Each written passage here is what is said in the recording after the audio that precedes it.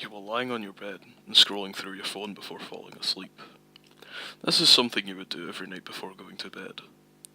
While refreshing a Reddit post to see if you had any new comments, you hear a tap on the glass. You look at your window to see the reflection of your room, as your bedside lamp was on and it was restricting your view to the outside world. You had goosebumps all the way down your arms and your heart was pounding. Who could be tapping on your window in the middle of the night? You reached over to switch off your lamp, but you hesitated because you had honestly no idea who or what might be out there. There was another tap on the glass, but it was much louder this time, causing you to jump. Your heart started beating faster, and you decided that you had to know what was out there. You reached over and turned off your bedside lamp, only to see nothing there. Confused, you got out of your bed and walked over to the window, looking under it to see if someone was hiding, only to see nothing. You hear another tap, even louder than the last, that almost gave you a heart attack. But it came from behind this time. You turned around to see your reflection staring back at you, only it was smiling. It tapped on the mirror again. When I wish my wife good morning, I'm just pretending. When I thank her for making breakfast, I'm just pretending. When she sees me off to work, I'm just pretending. When I get a call from home and say how much I miss her, I'm just pretending. When I come home and eat dinner, I'm just pretending. When her parents call saying they want to visit for the first time in years, I'm just pretending. When the neighbours ask how I'm doing since the accident, I have to pretend. When I draw the curtains to make sure no one can see, I have to pretend.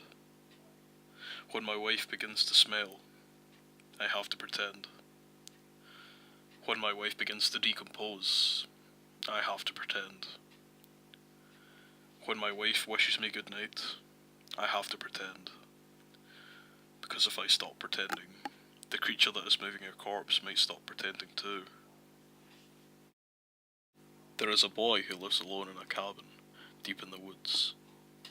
There is a girl who lives there with him. He sleeps in the bed his parents shared a long time ago. He dreams of a happy childhood and laughter. At night, she sits on his headboard and watches him sleep, plucking joy from his dreams like juicy berries made of light. She grins as the juice runs down her chin. When the boy brushes his teeth, she watches him from the other side of the mirror.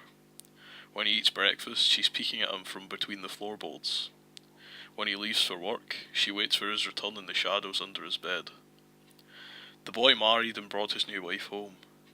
The girl watched as the new wife's belly grew. The girl lived in the silence between breaths and laughter. And when the baby arrived, the girl loved the baby. The girl sat on the crib at night, plucking golden orbs of love from the baby. She loved the baby so much she filled its lungs and lived inside the darkness until they burst. And when the baby was gone, she danced across the ripples in the mother's screams, then swam in the cold silence that followed. When the mother left, the girl lived in the quiet of the house, and filled the spaces in between all of the words no longer said. The boy still sleeps in his parents' old bed, but the berries are not in season any longer. He still brushes his teeth, and eats his breakfast, and goes to work. The girl still fills every dark corner, and lives in a darkness unseen, like a shadow between the pages of a book. There is a boy who lives alone in a cabin deep in the woods. There is a girl who lives there with him.